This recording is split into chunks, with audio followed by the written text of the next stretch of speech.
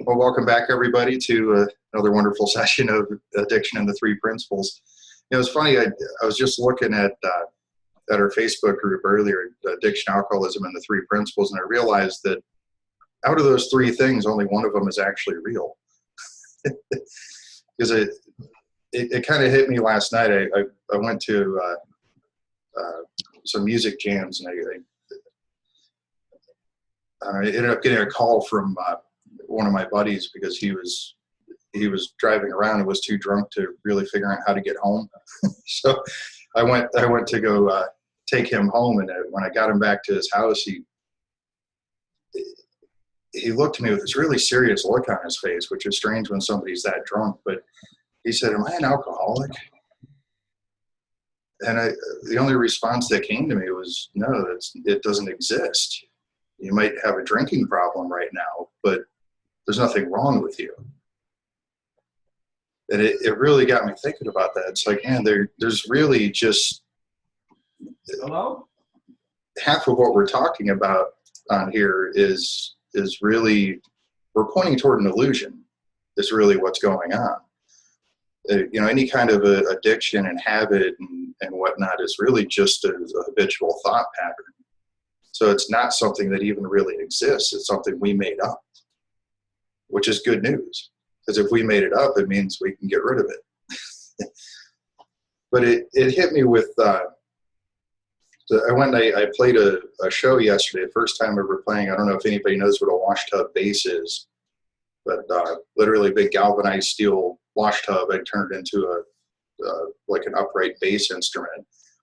And it was my first time actually playing it out at a real gig. And then, that was a lot of fun. But on my way home, I was driving through a little area, and there was some guys out playing guitar on the sidewalk. And I just felt like I needed to stop and play with them. And it was a blast. People I don't even know, just standing there playing with them and meeting new people and hanging out. Just the flow of the energy of music when it's just like a jam type of thing. When it's not, there's no playlist, there's no set list or anything. That comes from that formless energy that we call mind in the Three Principles. That's really where that's coming from. It struck me earlier when I was talking to Harry that that's really what our group here is about. It's kind of like a music jam for the Three Principles, so to speak. But Harry's waving his arms around. How come, Greg, I've got Christine on the phone. She needs a phone number. Is there a phone number she can dial in? Let me pull it up. Just a sec here, Christine. We're halfway there. I had to wave my hands. Yeah, no, it's fine. Greg was warmed up there. Well, let's see. Don't worry about this, Christine. We're just having fun. I have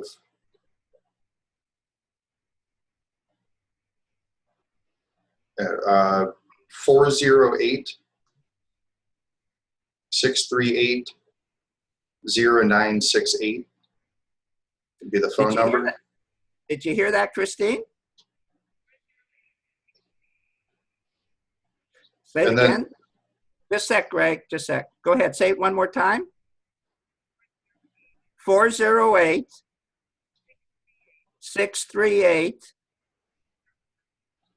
0968. Right. And then the meeting number, hold on. Did you hang up? No, she's still here. Okay. The meeting number you have to put in is 368 875 0732. And then it has the pound sign. So you probably have to push that to get it to go through. Did you get that? Say it again. Oh, wait, you know what? I'm sorry. That's the iPhone One Tap. Is she on an iPhone? I'm sorry. An iPhone? Okay, better to use a different phone than the iPhone. Okay, so sorry about that. Here's the number. So it's 408. Sorry. So 408 638 638 0968. 0968. Okay, see you soon. She's going to try that, Greg.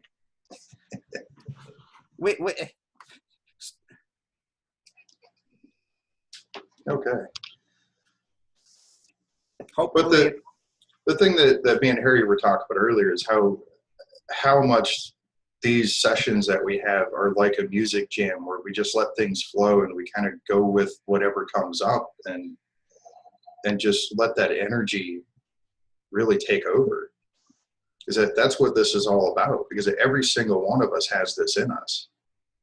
We're not trying to learn something new here. We're really kind of unlearning the delusion that we don't have this already is really what it comes down to. So we definitely encourage people to join in and be part of the conversation. That's what this is really about, is Hello? we're all kind of learning together. Even with technology. Greg, meeting ID number she needs. That's 368-875-0732. Did you get that? Hello? 368. Just go again, Greg. 368-875-0732. Okay, good luck. We like to provide a little comic relief before we get into the serious stuff. So Hey, life's too important to take it seriously. yeah, just let's see if she comes in. She has 3 computers, none of them worked. So she's not in yet. It probably takes a minute to call in and put in all those numbers. It'll be all right. Oh. Well, in the meantime, does anybody have any questions or anything to share? Any insights?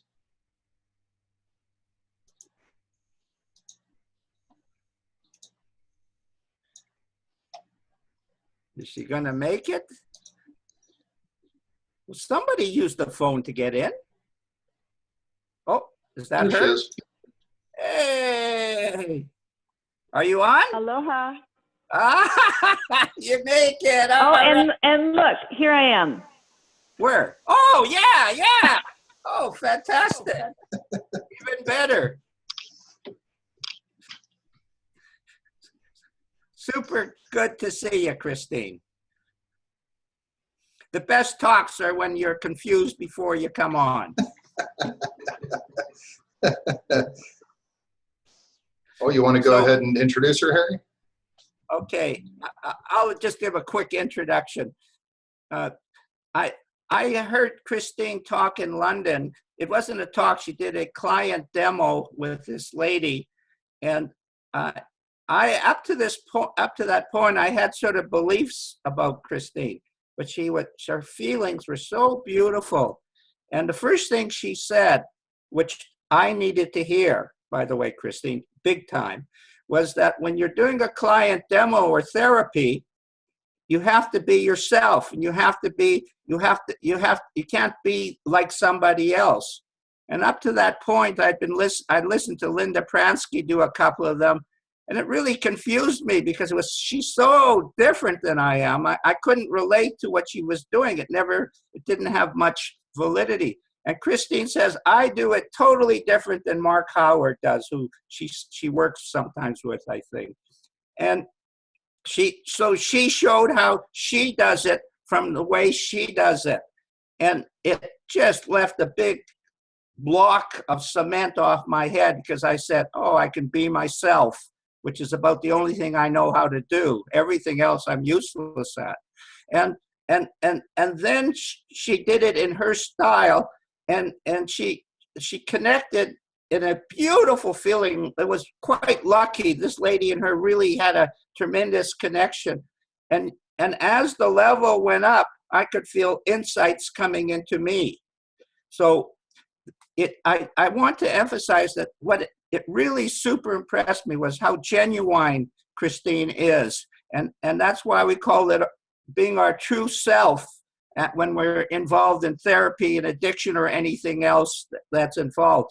And her feeling touched me greatly, and my respect for her went way up.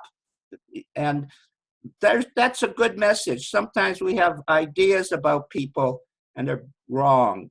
And Christine, genuine and great feelings.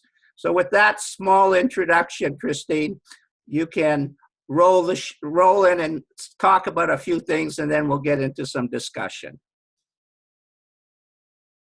Oh, unmute her. You have to be unmuted, Christine. Unmute her, Greg. Yeah, you're good now. Okay, now I can talk. Okay, very good. I'm really sorry. You know, living out in paradise has a lot of advantages. One of the disadvantages is that electronically it's challenging sometimes. So I really apologize I had 3 computers, none of which would open up the link or open up my Gmail for that matter. So anyway, I'm here, and I've been teaching the principles since about 1981. When I was 14, I started. And that was a joke, by the way. Scotty's the only one laughing. Yeah, it was a flat joke, Christine. Well, I'm from the Midwest originally. You know, we kind of have a dry sense of humor out there. See, Harry? Right. I worked. Oh, sorry. Go ahead. That's right. I was just saying that before I came into contact with the principals and Roger Mills and Sydney Banks, I was in the field of addictions. That's what my full-time job was, working for the state of Minnesota and developing outpatient treatment programs. And then I moved from there to developing my own outpatient treatment program in Minneapolis. We had an outpatient mental health substance abuse treatment based on the principles, which was the first really substance abuse treatment program based on the principles. It was an outpatient program. And that was in the early 80s. And then I was living in Minnesota, and I just really couldn't get behind the cold weather. Try as I might, I was unable to enjoy myself in the wintertime. So I thought, why fight it? I should move to someplace that's warm and beautiful. So I ended up moving out to Hawaii and set up the Hawaii Counseling and Education Center. And we've been running an outpatient treatment program based on the principles since 1985. So I think that's probably the longest running program in the world. We do it very differently. So it's not like a treatment program like most people have. We see people and design it based on whatever their needs are at the time. I myself was drawn to the field of addictions because, of course, I had an addiction. I was a compulsive eater, and was searching all of my life.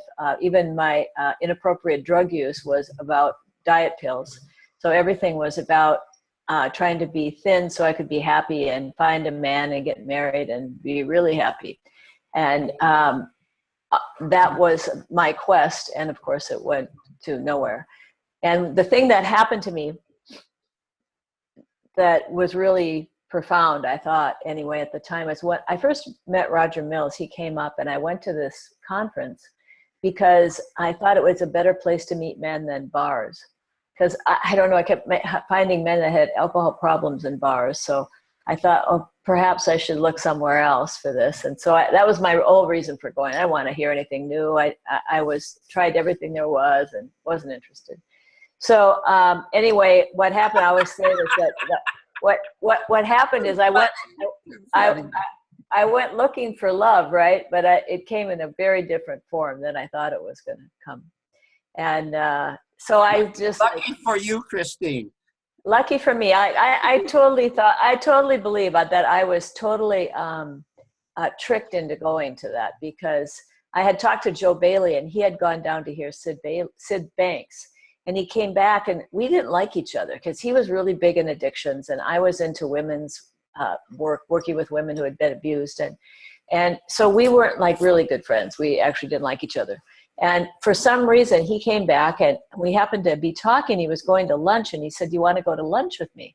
And I said, "Yeah, sure. Why not at that time?" So we went to lunch, and at lunch he starts telling me about this woman he met.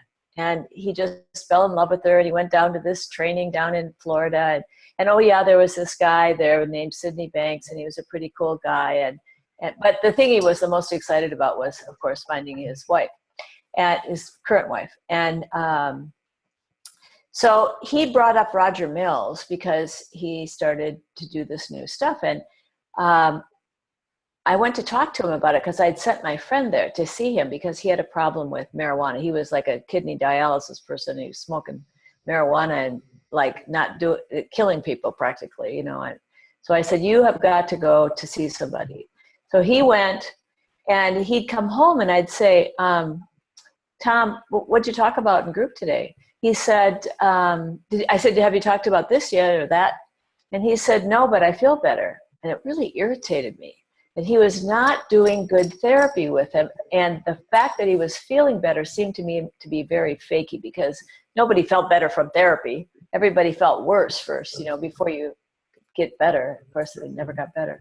But so he was kind of like the tease. First of all, he lived with me, and he wouldn't go with me because I was a really burned out, negative, insecure therapist. I was really very, very crispy around the edges. And he thought if that's what therapy was like, he didn't really want to be a part of that. So getting him to go to see Joe was a major deal. But then when he went, he didn't have the same kind of therapy. And then my best friend's husband was also in a group that Joe did. And so she told me, Chris, I think you should go to this training because I think you'd really like it. And I was like, what's the deal here? Everybody's telling me I need to go to this training.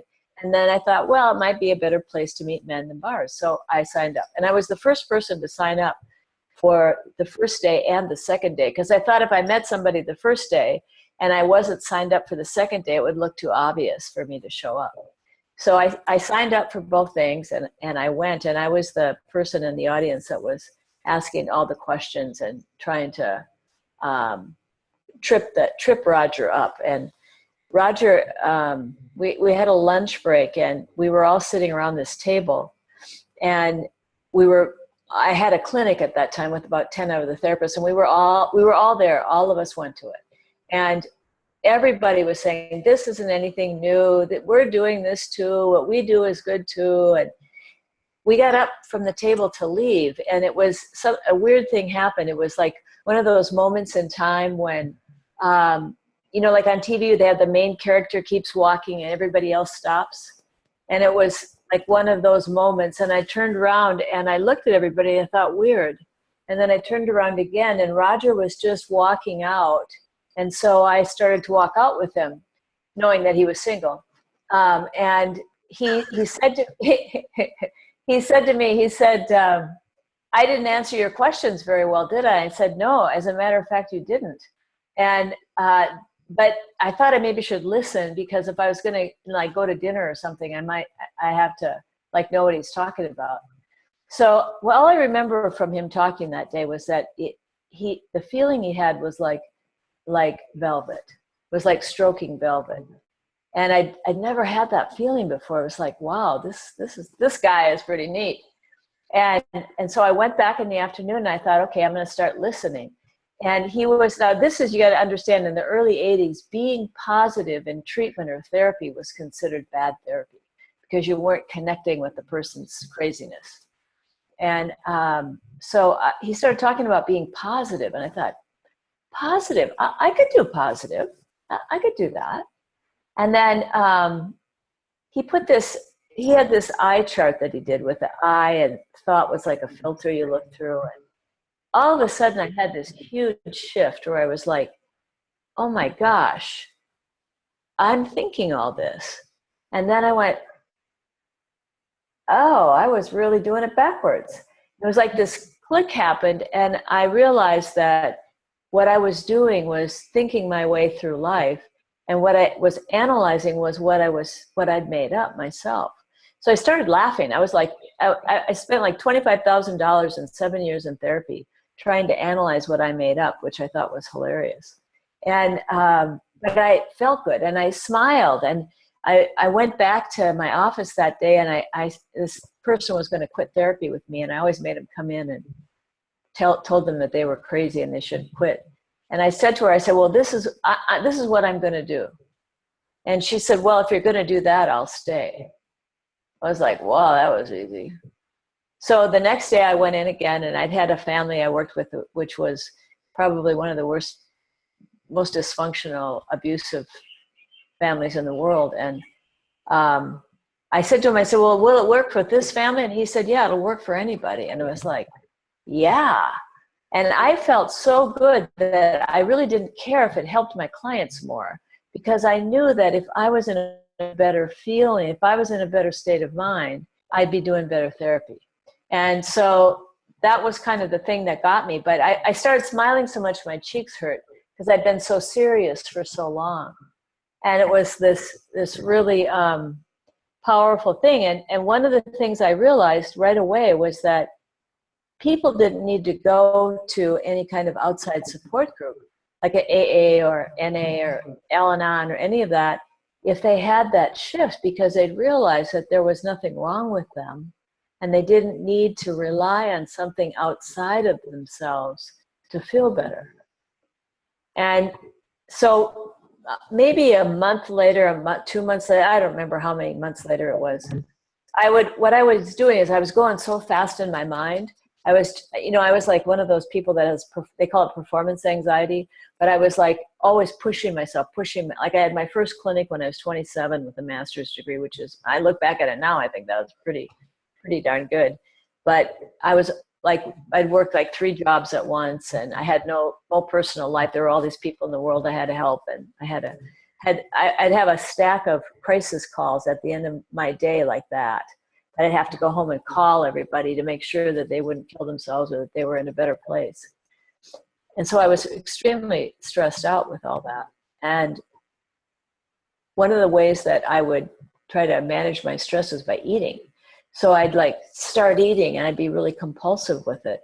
And I tried to manage it. So I'd like eat a pound of green beans at one time, or a whole head of cauliflower at the same time. So I have to be feeding myself, and I tried to do it with things that were healthier, but it was that feeling of being out of control that was the worst, because I wanted to be happy. I wanted to feel love for life. And I kept doing this thing that made me feel out of control. Like there was something wrong with me, that I would do something I didn't want to do.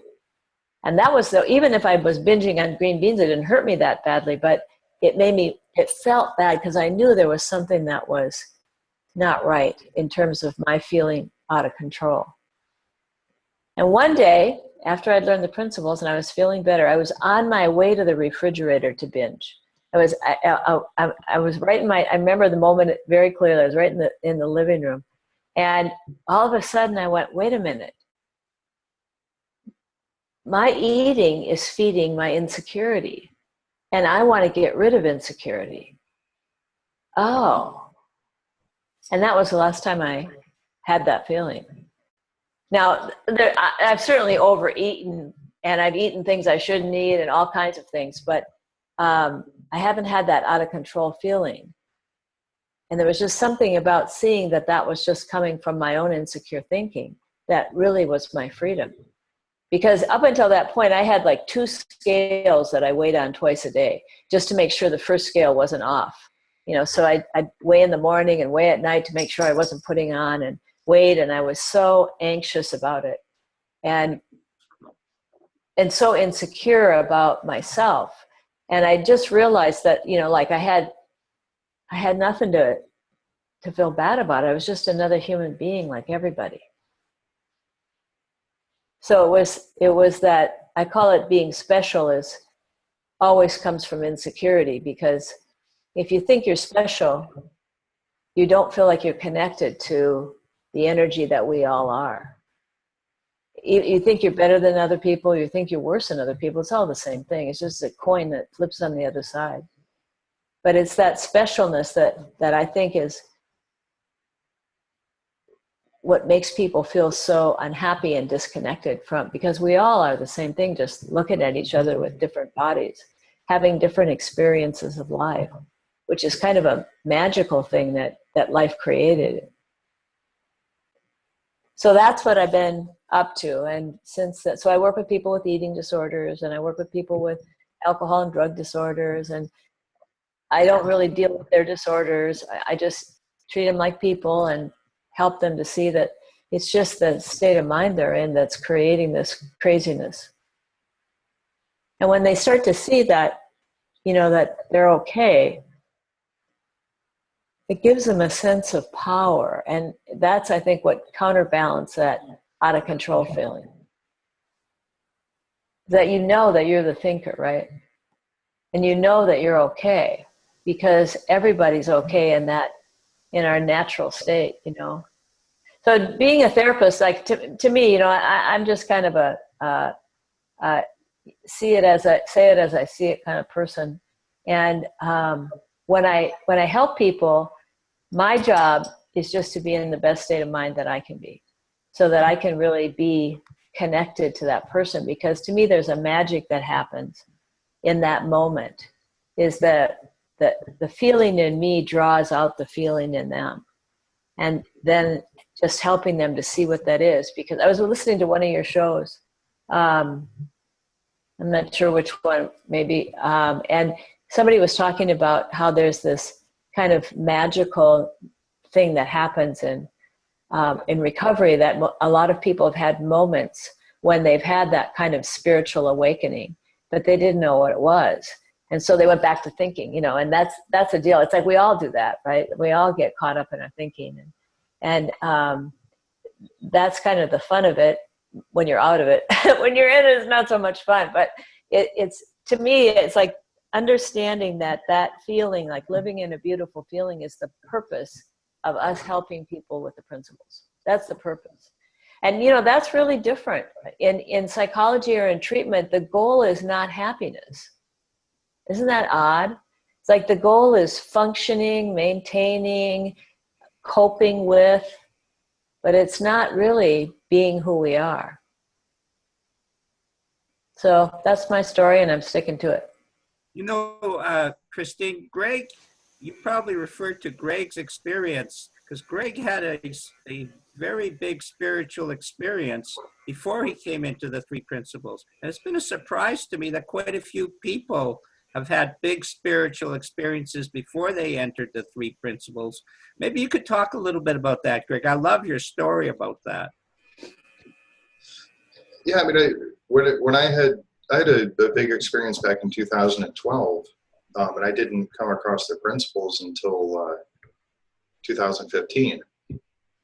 And the experience I had left me, first of all, without the desire to get drunk and high anymore, but it also left me with this really overwhelming feeling that everything's already okay. And I really had no way to explain it or put it into words. And the people that I talked to about it said that it was probably dangerous and it was going to get me drunk and dead. So I kind of let it go for a while. I mean, it was still there, kind of hanging around, but I fell back into thought. And it wasn't until I came across the principles that it really made sense what had happened to me. I mean, I still can't quite put it into words, but now it actually makes sense. Like it. But well, that's the magic of the principles, isn't it? It's like that's, you know, people say, well, this isn't new. I mean, they've been talking about this in Buddhism, blah, blah, blah. I said, but what's really new is that what Sid did was he really pulled everything together in a very simple way. And then people understand that. But you know who else was, I know who it was. It wasn't on your show. It was Harry. You did a thing with a coach, a woman who was a coach and had some kids that had drug problems. Yeah, Debbie. Yeah, she's the one who said that there's a lot of people, and there is a lot of people in the 12-step program that will talk about experiences they had. In fact, that's what happened to Bill W., really. He fell into a deep state of consciousness. He was in the hospital on a drunk, you know, and he woke up and said, gee, if I stop drinking, I'll feel better. And that was basically it, you know, and he got so filled with the feeling. He went to Dr. Bob and said, Dr. Bob, we just have to stop drinking and we'll feel better. But at the time, that was like a big thing. That was a big insight. And so Dr. Bob felt the feeling. He got into it. The two of them got together and they walked out into the world and they started sharing the feeling. But then they started thinking about it and they thought, okay, what happened to us? And so let's replicate what happened to us, but it's kind of like after the fact instead of before. So it's like trying to get a spiritual awakening by doing the things cognitively that people do naturally when they're in a state of mental well-being.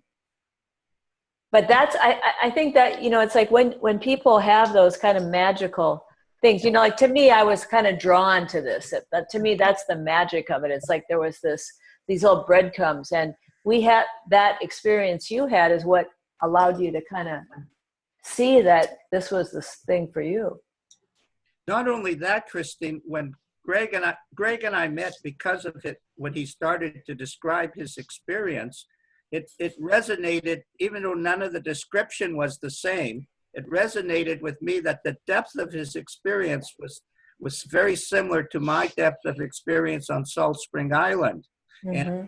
And his description had no relevance at all to what I had experienced, but I could sense that he had a huge, deep insight, because it just resonated. And it was because of that we actually started the Zoom room, because I felt the similarity of depth that even though his had come pre 3P, it was the spiritual aspect of it is universal.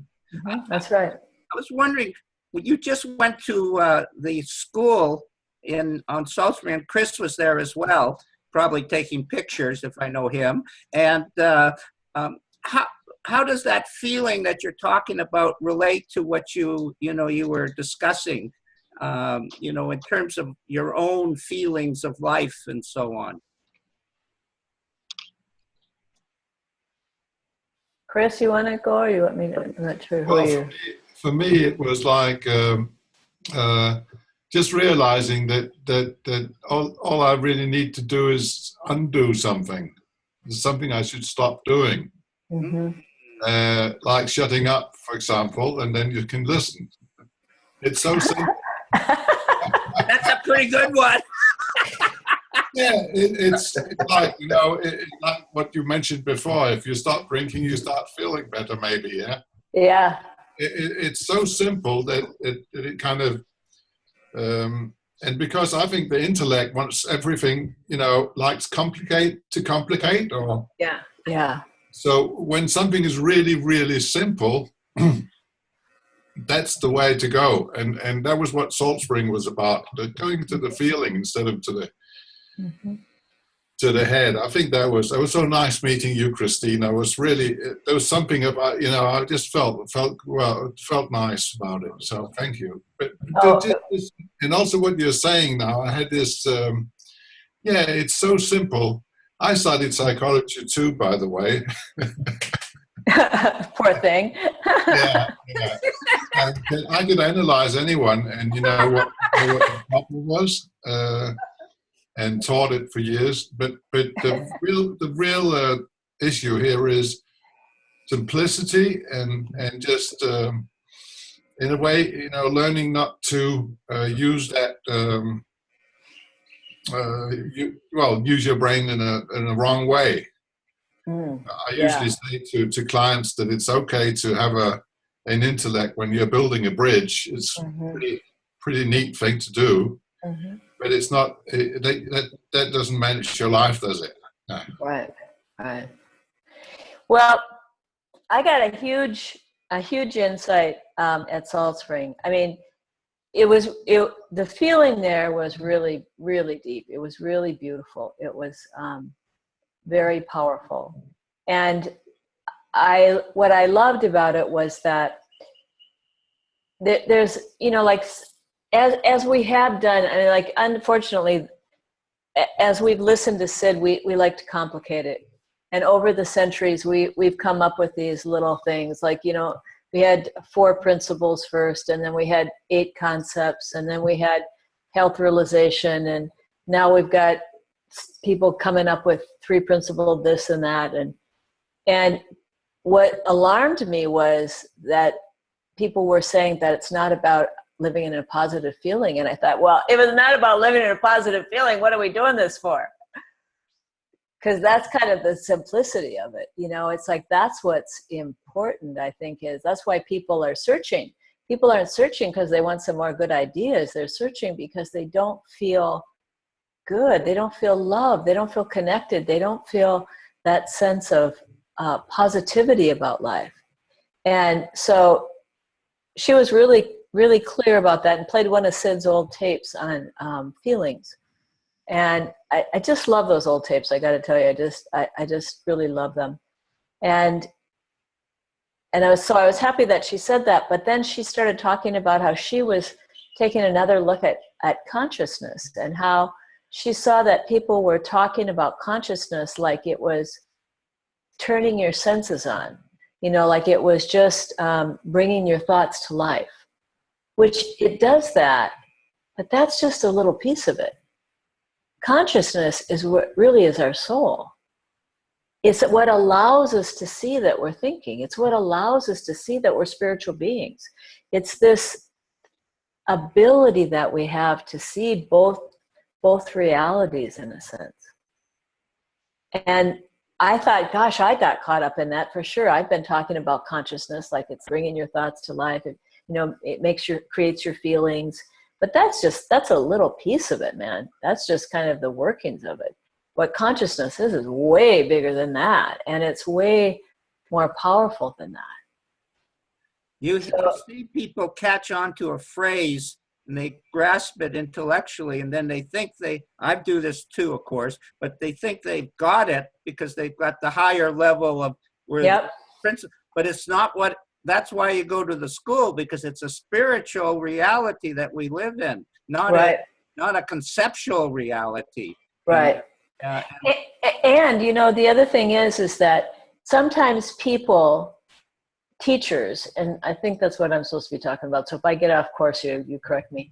But it seems to me that when you're teaching this to people, if your grounding isn't deep enough in that feeling, you're going to go to the easiest way to get people to connect intellectually with you, because that's where you're probably stuck. And so that's what I see, is like people say, don't talk about levels of consciousness. Don't talk about, your innate health. Don't talk about positive feelings. I'm thinking, if you listen to Sid Banks talk, that's all he's talking about. And yeah, it is hard to talk about. And yeah, you do have to go deeper. And yeah, you do have to suck it up a little bit to do it. But there's something that's so much more powerful when you do that than if you just appeal to people in a better way of thinking. But when I came home, I had another insight, and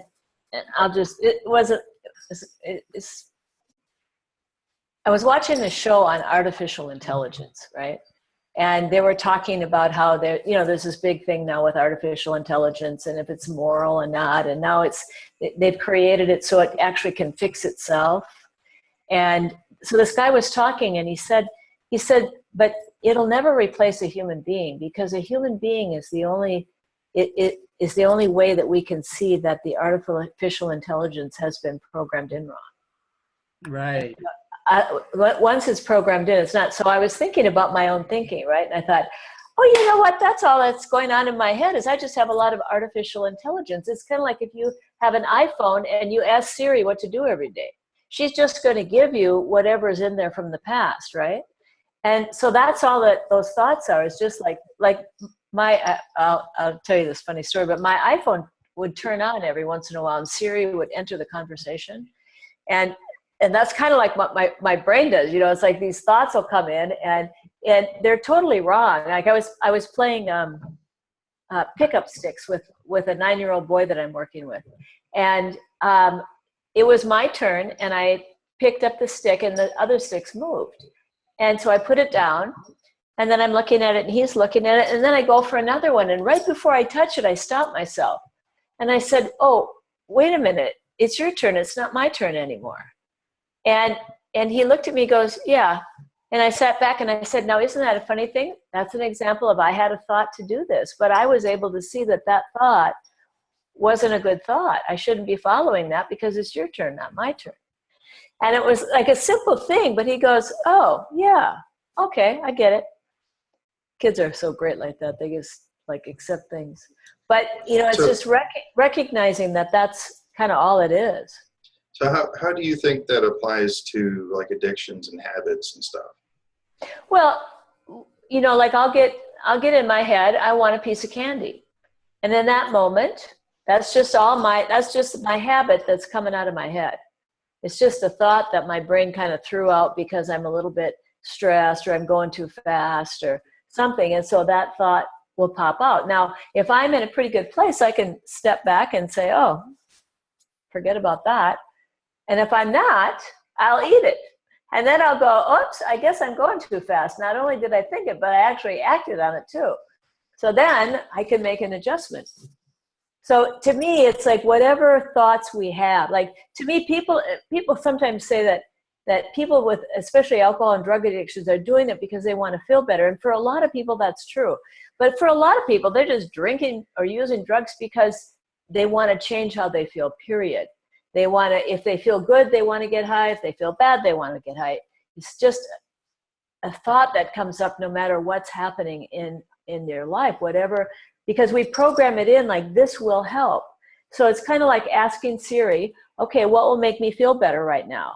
And Siri goes, oh, have a drink of alcohol. Oh, okay, good idea. But because we're these conscious beings, we can step back and recognize that that's just thinking.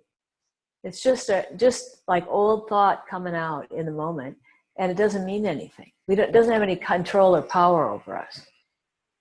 Right, it's a habitual thought pattern. Mm-hmm. Yeah, I often think we should have Thinkers Anonymous instead of Alcoholics Anonymous. Then you wouldn't need all the different programs.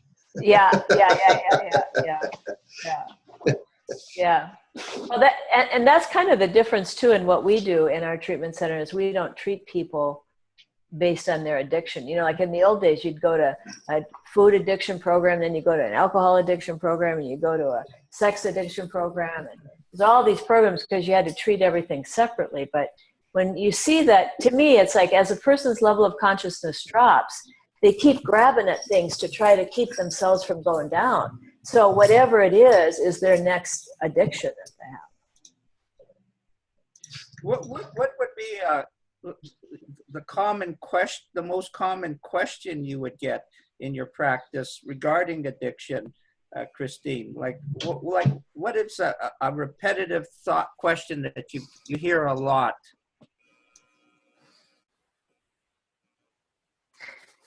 Can I still use if I get in a better state of mind?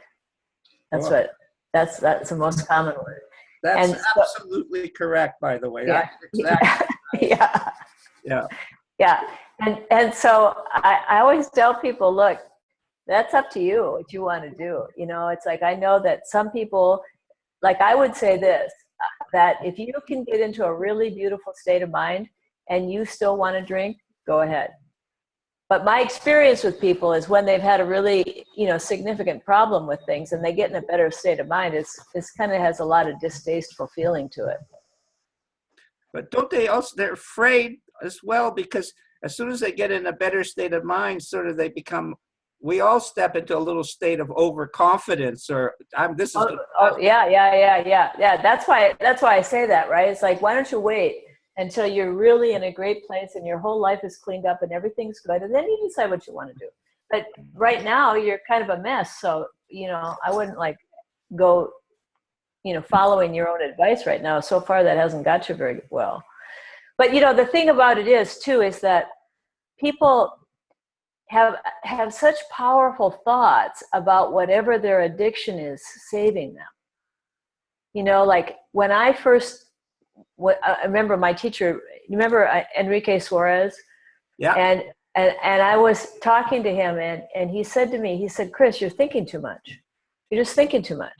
And I went home and I said, okay, what am I thinking a lot about? And what came in my head was dieting, calories, food.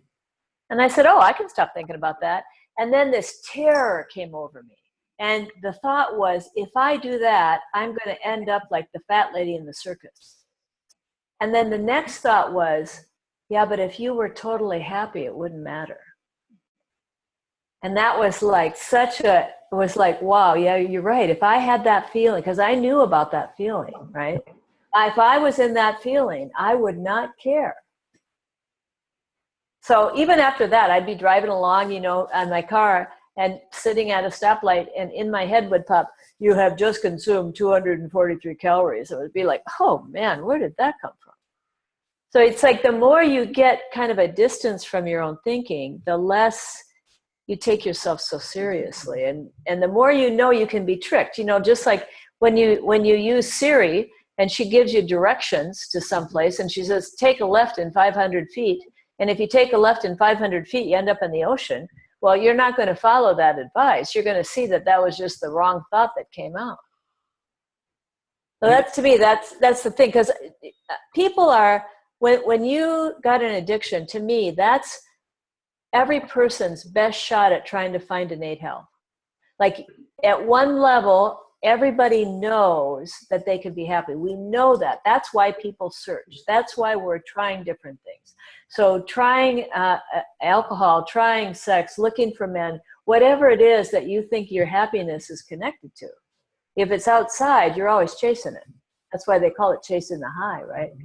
But so when people say, well, I have to stop drinking, that to them means I'm not going to be happy for the rest of my life, or I'll be stressed for the rest of my life, or whatever they have it attached to. Maybe we could get a couple Maybe we could get a couple questions though from other people, Greg. Yeah. First you comment, finish your comment. I cut you off. That's not fair. But I was just going to say that was my experience. When I had that big experience back in 2012, I no longer had that desire to escape for the most part. I mean, it came and went sometimes, but what I found interesting was it was about a year ago, after 4 years of abstinence, that I decided to try drinking. And it was just a glass of wine with dinner with some friends, and it was no big deal.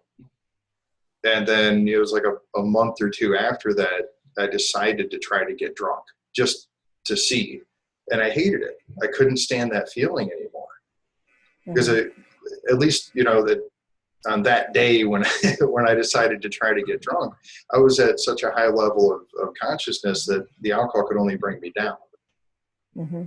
And right. After 2.5 beers, I just set it down and I was done. Mm-hmm. I know somebody else who's had a similar experience with that, where they, they went out and they actually got drunk and just realized that they don't like it anymore. It's not, it doesn't do what it used to seem to do. Now the illusion's gone. Yeah. Yeah. It's when you're at a different level of consciousness and you do something that you did at a lower level of consciousness, it's like, it's not the same.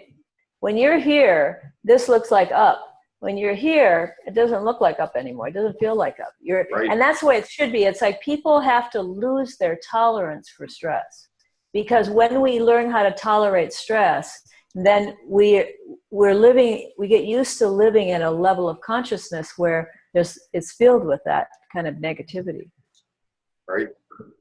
And it just gets to be normal. So when you come out of it, it's like you wake up. That's what Sid used to always say. It's like you got to wake up.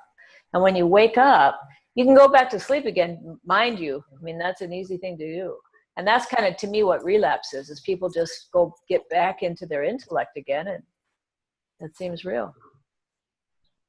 And also, when you get at a higher level of consciousness and you experience this thing that was so stressful in the past, it has almost no effect on you because you just roll past it. In fact, you even say thank you.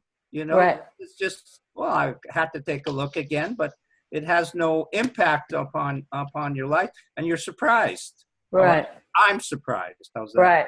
Yeah. Right. Yeah, it is. That's the fun part, I think. That's the fun part of it, where you kind of see like, oh man, that used to terrify me, and I just didn't even notice it. Yeah. That's what makes it such a gas. And you keep doing that. Like, how long have we been doing? You've been doing this longer than I have, because you're so much older than me. But no, I'm teasing you. But I'm stupider, so it's. Oh no. That's the humility of it to me, but it's also the fun of it, because when I think I know everything, that's it, man. Who wants to know everything? You're a mess then. It's Yeah. Well, plus, That's like putting on the brakes. yeah. Yeah, that's because that's what the principles bring to the field of psychology is life. It's like it brings life to it. It's not that dead, like Chris was talking about, the analysis of people. Now, mind you, I can still get into that if I think about the President of the United States or things like that. I can definitely get into analyzing his pathology quite easily, but I don't stay there. Like you can see when people stay in that kind of thinking that there's nothing to life. It's just everything, you're analyzing everything. It's like, who cares? Not only that, Christine, my sister and I, who love each other tremendously, if we keep away from it, we have the most beautiful time. And if we go into it, we have the shittiest time I've ever seen in my life. And I tell you, I don't like that second one at all because it creates a huge separation, a lie between us. We love each other. Yeah. It's funny, isn't it? How powerful those little thoughts can be. Very powerful. Yeah. Yeah, and very real too. You feel so self-righteous about it in the moment. And then you start thinking about it when you go home. Yeah. That's even worse. Yeah. Oh, yeah. It's funny how your mind kind of plays back that moment. Like, error, go fix this. or I know better. Yeah. Yeah. When I moved back to Minnesota, I vowed that I would get a good feeling towards my oldest sister. She and I had been fighting most of our lives, and she always thought she was a better mother than my mother, so she was trying to correct me all the time. And my other sister could see the same thing in her as I did. She loved her to death, didn't bother her at all. And I thought, I'm going to get a good feeling about this sister if it kills me. So I call her up, and after I got up there, I called her up, and she's talking. She talked the whole time. Talk. Yeah. Oh. Asked her a couple of questions, and 45 minutes later, I said, "Well, Cindy, I got to do some paperwork now. I got to go." She goes, "Oh, great, thanks." So she gets off the phone and she calls up my sister and she goes, "Oh, I had the best conversation with Chris I've ever had." I was like, "That was pretty darn easy, man." Yeah. There's a lot in that story. Yeah, there is. Yeah. Can we get a question from one of you others just to sort of give Christine a chance to answer a question? She's obviously very knowledgeable and experienced and very clear in her understanding of how the principles apply to this crazy field of addiction. Someone ask her, come on, we want one question. I'm begging you. I'm on my knees. Come on. Lisa, ask her a question.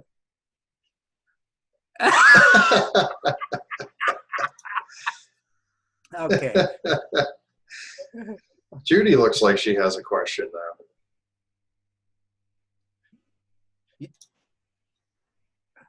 though. I kind of do. My addiction is suicidal thinking.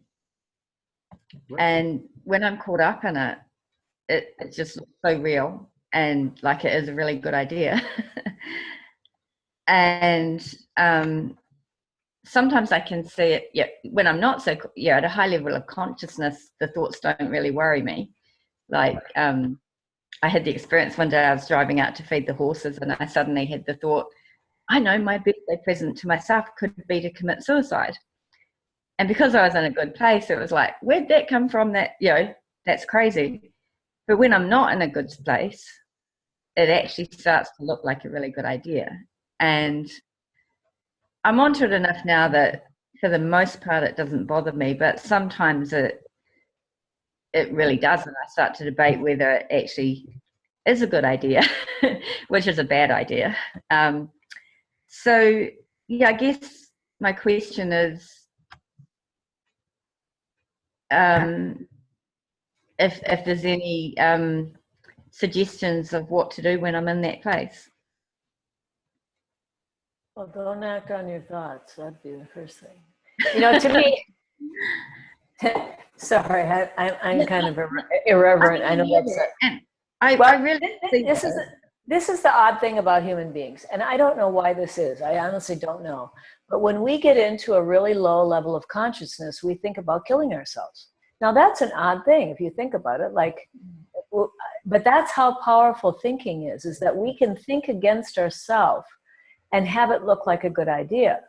Now, the truth about suicide is it will stop your thinking. That's true. But it's kind of a really hard way to do that. And so for me, I actually was suicidal 2 weeks before I went to the training that I went to, because I tried everything possible and I was so unhappy. I was just so unhappy. And so when that thought came in and I figured out a plan, I knew what I was going to do. I knew how to do it. It felt okay to me. It felt okay to think that way. And then when I went to this training and I got into such a better feeling, I realized that was just the best thing that my little pea brain could come up with to understand the suffering I was in. That I was suffering and I didn't know I was doing it to myself. So for me, and I can just tell you for me, and what I try to tell people is that when you're in that low of a state of mind that you're thinking about killing yourself, you got to go deeper to see how thought works. Not get caught up in the content of thought, because you're kind of getting caught up in the content of that rather than seeing it just as a passing thought. So it's like if you use that as a little indicator that you've been thinking too much and what you've been thinking about hasn't been that good, then it's just a matter of turning yourself away from that. See, what happens is we get a thought like, oh, I should kill myself, and then we get afraid of that thought, which is, we should. I mean, that's kind of a natural thing. What? But then we get thinking about it some more, and then it like gets seductive. It's kind of like, those cobra snakes, that they hypnotize people with? Do, do, do, do, do. Well, it's like that thought comes in, and it's like, oh, yeah, I could kill myself. And it mesmerizes you in the moment. So you want to like wake up to that and see just how thought does that in other ways. So instead of focusing on that, because the more you focus on that, the more you'll have those thoughts, right? Yeah. Right. So just notice in general how your own thinking is tricking you, and notice the feeling that the thoughts create. Because when you've got that bad feeling, whatever you're thinking about isn't going to be of any value to you. That's not where your healthy perspective comes from. So you might just use that. And you have to sometimes, like for me, there are some thoughts that I had to drop like a hot potato. Like I couldn't well, should I drop this thought or not? That's kind of a bad thought. Yeah, it's pretty bad. Yeah. I couldn't. It's like, I just had to get myself back in the present moment and relax and remember that that's all that I was doing, is I was just thinking. And that thought got programmed in as an answer to your low mood. So whenever your mood goes down, that's the thought that pops up. It's just like if that's Siri and you asked her, what should I do about how I feel right now? And she says, kill yourself. And you're like, oh, that's a good idea. But you have to be the one that says, oh, that's a malfunction. Because everybody has those thoughts. People will, if you ask them, people will like the last time I remember having that was when my dog died. And I was really sad and crying. And all of a sudden this thought came in my head, like, you want to kill yourself. You want to die too. And I was like, oh gosh, I'm in a really low place, man. I got to get out of this. I got to go to work on Monday. I can't be helping people get in a better feeling and have that thought in my head. But that happens. I mean, I don't know why it happens, but it happens to just about to people in other cultures and all over the world. And it's just kind of an interesting thing. One of the things, Christine, I'm sorry to cut you off, but it's prep for the next level of consciousness. Mm-hmm. And we're tested. And when every time you see that, you gain in personal power, which means you're stepping closer to this next realization that will take you through to this next level of consciousness. So it's actually spiritual, the reason it's happening, rather than a psychological problem. Right. It's just an alert. That's what I call it. It's a spiritual alert. Yeah. Like Beautiful. danger, danger, danger. So it's to wake you up. It's to get you to see like, oh, I gotta get myself in a better place here. Come back to myself. It's actually good news, because if you see it, then you're already dropping it. Right. If you notice it and you can see that it's a thought you're having, it doesn't matter. That propels you. Mm-hmm. Yeah. And Harry's so right about that. It's like as you come up in your level of consciousness, what happens is whatever you're hanging on to is going to become obvious for you. That's how we get to let go of that, because you can't see it when you're thinking. I mean, it's just a blind spot. You can't see that you're thinking frequently. But when you can see that, you want to be grateful for it, and then just wait, get quiet. And what I do anyway is I say, okay, wisdom, what's next here? What do I need to do? So frequently to me, it's like Chris 3, thoughts 7. And sometimes it's thoughts 3, Chris 7. That's a good day, right? But it's kind of always asking myself, do I want to go with this or do I want to feel better? Do I want to go with this or do I want to feel better? And that's where it's like you got to want to feel better more than you want to feel bad. And you got to feel your alive spiritual essence inside yourself. Then Yeah. you don't even have to think about it. Yeah. Right. Wendy, Looks like we have, Wendy just posted something. Let me go ahead and unmute you. Go ahead, Wendy. Oh, I just posted, I would love to hear more examples from Christine's work. Mm.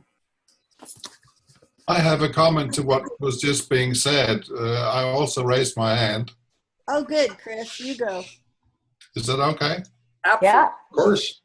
I remember hearing Sidney Banks saying that when he had his enlightenment, it was in a way, it was also a death experience. And for me, the thing that has to die is your old thinking habit, Mm-hmm. so that something new can get born. Mm-hmm. It was just, I don't know if that fits into what you said, Judy, but it's just kind of like the computer is it needs to reboot.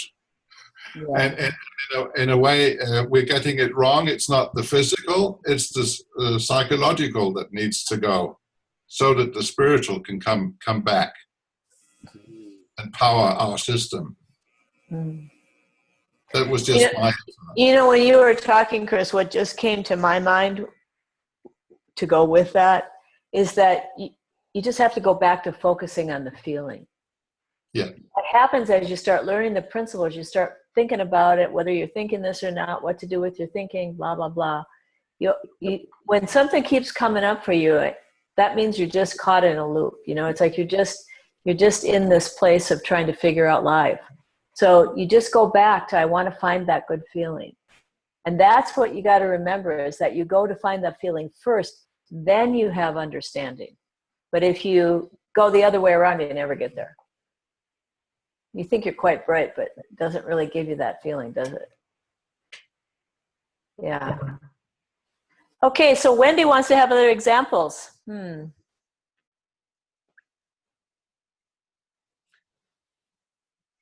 I've got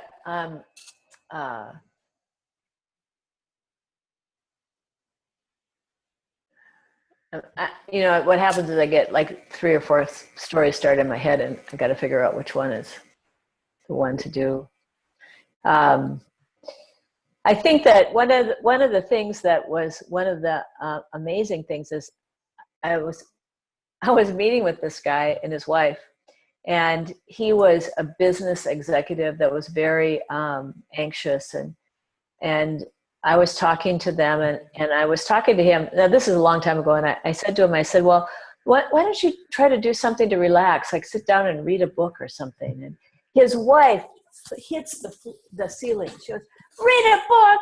He reads all the time. He walks in the door reading a book. He reads a book through dinner. He reads until he goes to bed at night, and then he leaves for work, and I don't see him all day. He comes home reading again. I was like, okay, wait, don't do that. And it's kind of like, it's amazing what people can make up as addictions, as things to do to keep them from being connected. You know, and what happened is that I started laughing, and she goes, "It's not funny." I said, "Well, what's funny is that I was trying to tell you something you should do, and it's clearly I have no idea what you should do. But I think what you should do is that you should listen to yourself about what to do to be more connected to your family." And he said, "Oh, yeah, okay." I said, "Now you come up with what you want to do, but you've got to see that's what's going to give you more joy and stress relief than anything else, is when you're connected with them." So I've had people come in with all kinds of different things that they must do to be okay. People that have OCD. I had a kid that was had all his little habits he had to do. He had so many that he couldn't keep track of them all. He had to like make a list of things he had to do every day in order to be okay. And as he started to quiet down, that he'd forget to do these things, right? And then he'd get anxious that he forgot to do them because he still was thinking he had to do them. And then one day he said, "Oh, I'm making up these things as a way for me to feel better." I said, "Yeah." So what you're telling me is that I already have that feeling and I'm kind of wasting my time doing this. I said, "Up to you." And he goes, "Oh yeah, I could just like not do it because I'm forgetting about them because I don't really need to do them." I said, "There you go. Now you're listening. Now you're listening." And, you know, it's like when people come in and they have,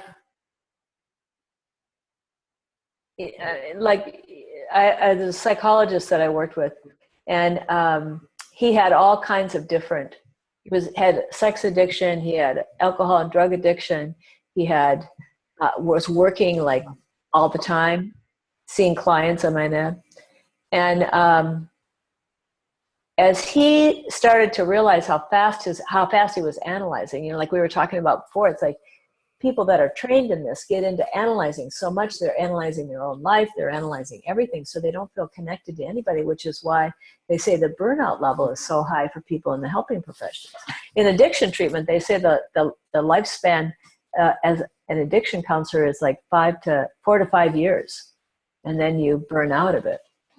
And so as I was talking to him, he came in one day, he says, I've got a really big problem. And I said, "What?" He said, "I'm going to have to quit my job." And I said, "Well, why?" He said, "Well, because I'm analyzing people all day long." I said, "Well, yeah." And he said, "Well, I can't be doing that." I said, "Well, why don't you teach them how to be healthy then?" He said, "Well, I don't know how to do that." I said, "Good, let's start with that. Let's start with you doing that so that you get into a better place, and then you can decide what you want to do in your work." So, you know, it's like people come in at all different levels. You know, it's like a lot of the stories that are really fresh in my mind, I'm hesitant to use right now just because of confidentiality. But I had one thing that happened that was really great. I was like, saw this guy for alcohol addiction 28 years ago in Hawaii. And he just sent his son in because he'd been sober for 28 years and never wasn't like stressed or anything. And his son wanted to know whatever he did, he wanted to do it too. That was a really, to me, that was like, wow, I didn't even remember the guy. You know, I didn't even remember him, but he remembered he got help and he knew how to send somebody else there for that same help.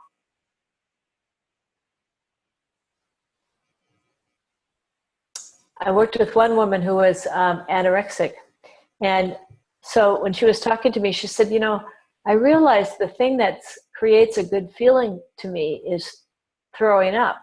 Like I get a good feeling from that." And like, that was like totally out of my range of understanding. Like, how could that look like a good idea? But for some reason that she had in herself just connected up with this good feeling. That was a better feeling. Throwing up was a better feeling than she was living in.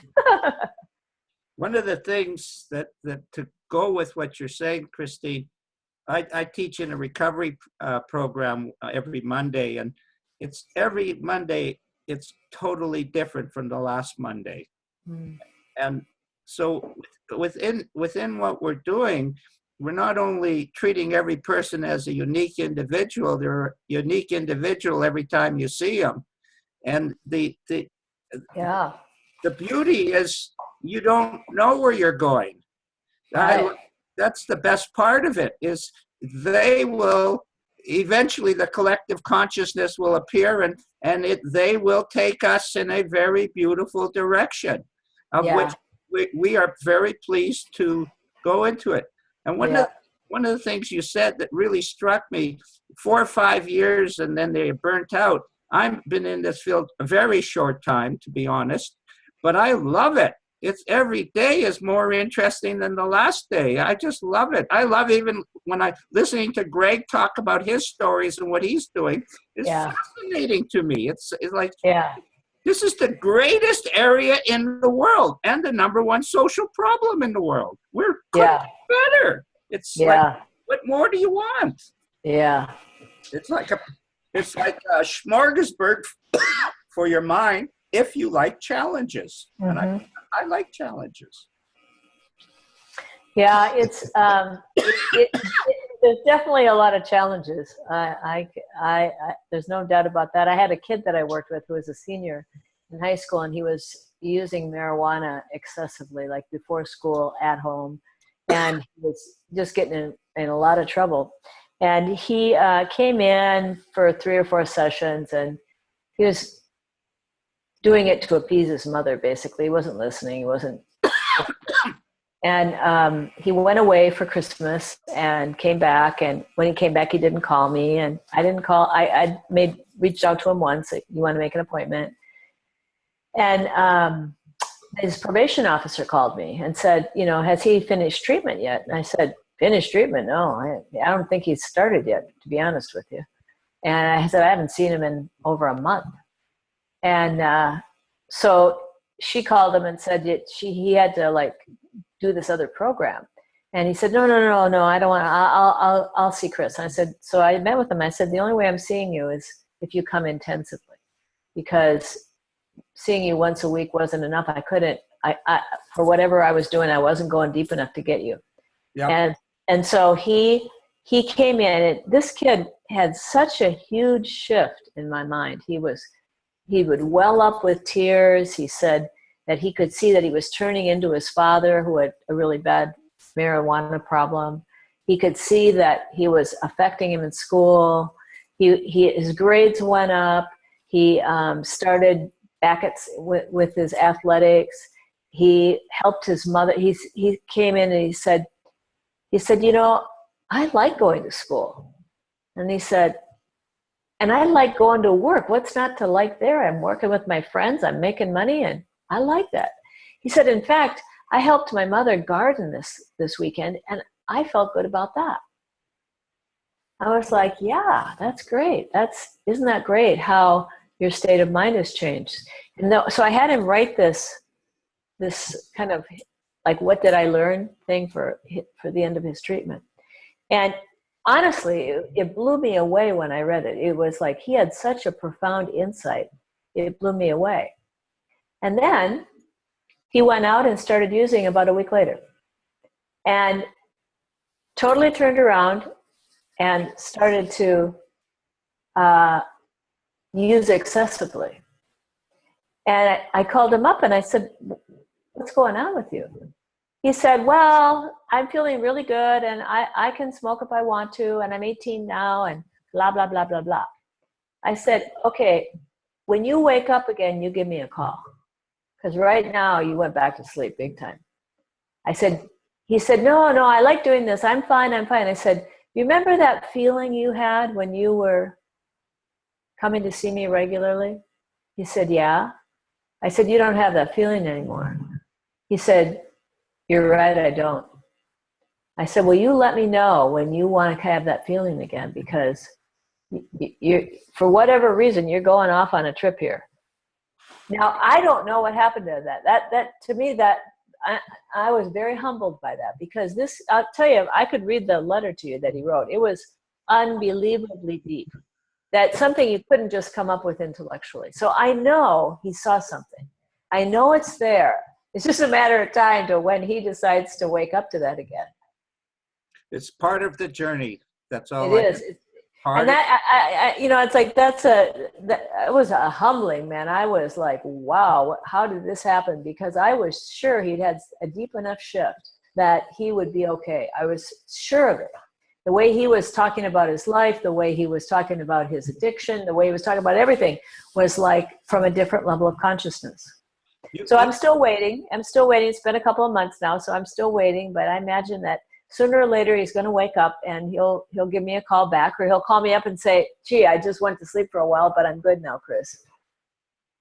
One of the things you bring up, besides the interesting story that everybody is interested in, is sometimes you have to be a little tougher with your clients. Mm-hmm. And that some people in the 3P misunderstand that. It is part of the job. And it does get, like, you're doing it impersonally.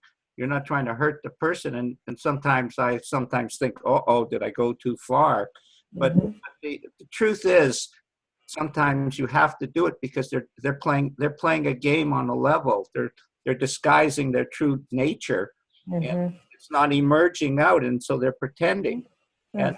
And so when you do it, you see if they really care about their own spiritual growth, they take it, and then you see that they do incorporate it, and they become a very, very, very not only rejuvenated, a whole new person.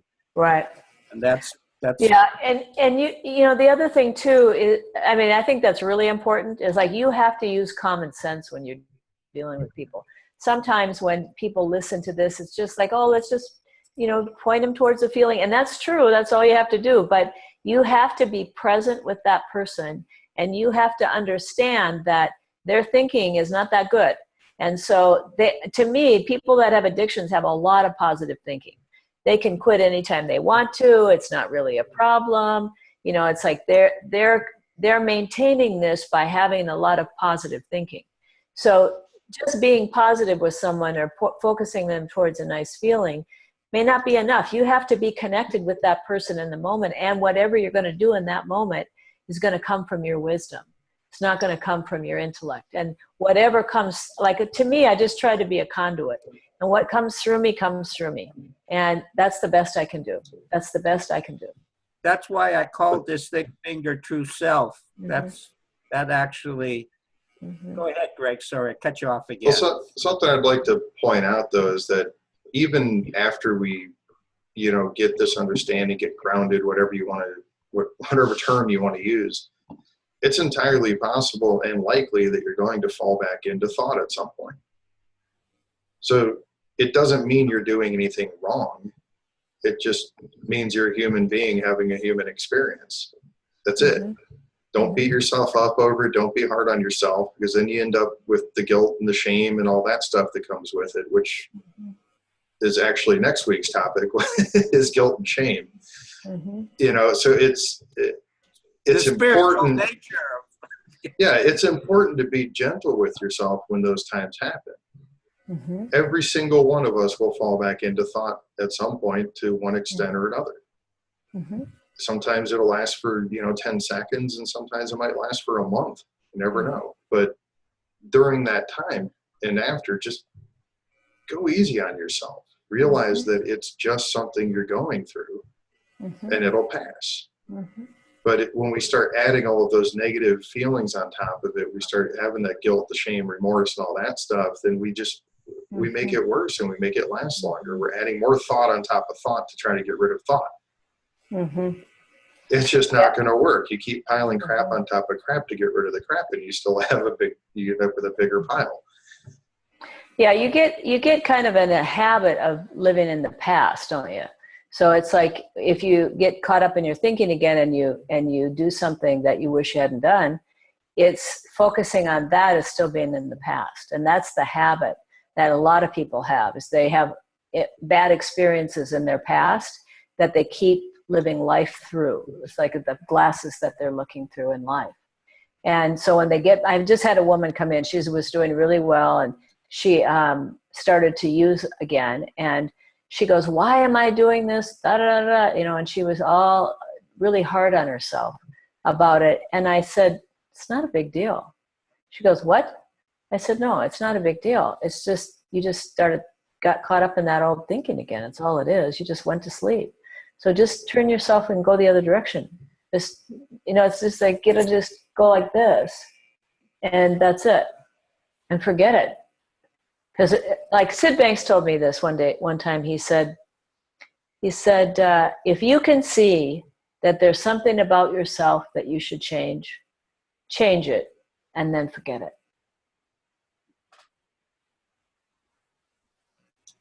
Right. Good place. The past doesn't exist anyway. It doesn't. And your memories of it probably aren't accurate in either. Isn't that the truth? Yeah. It's like whenever you wake up, you just got to be grateful for that. And that's kind of the thing, is we just got to try to manage it a little bit. And also see that it's spiritual. It's really, like, to me, I don't really, like some of the things you say I love, but I don't really do it, Christine. I just really feel life is spiritual, and things are happening, and the less I get involved with it, the easier my life is. And at a certain point, it started to magically start to grow in a way that was beyond my dreams. Mm-hmm. So that's about as deep as I personally get psychologically. And doesn't mean I don't get caught up in it. I'm not suggesting that. But I actually don't like to think too much about the psychological side of life. And I find myself, when I do get mired in that, it's interesting. It's about as deep as I get, I guess. Yeah. It's just. Yeah. Well, this was great, though. Thank you so much, Christine, for showing up, for sharing today. This was great. Mm-hmm. You were fantastic, Christine. You were very relevant to many things. I loved many things. You talked about getting out of control. I just loved that. That was very helpful for me personally. I mean, with clients and so on, and so much. So you did a really super job. And thank goodness you got on. Yeah. Oh, yeah. I'm definitely technologically challenged. There's no doubt about it. And just to let you know, you'll probably get over 300 views after the show. That's the strength of the show, is actually the after views. Rather, this is, of course, very relevant and stuff. Yeah, that doesn't So, matter. well, I'm going to go ahead and unmute everybody so everybody can say goodbye and thank you and everything. So, oh, thank you, Christine. Bye. Thank you. From a midwife in Wisconsin, I want to give you thank you. You're welcome. Who are you?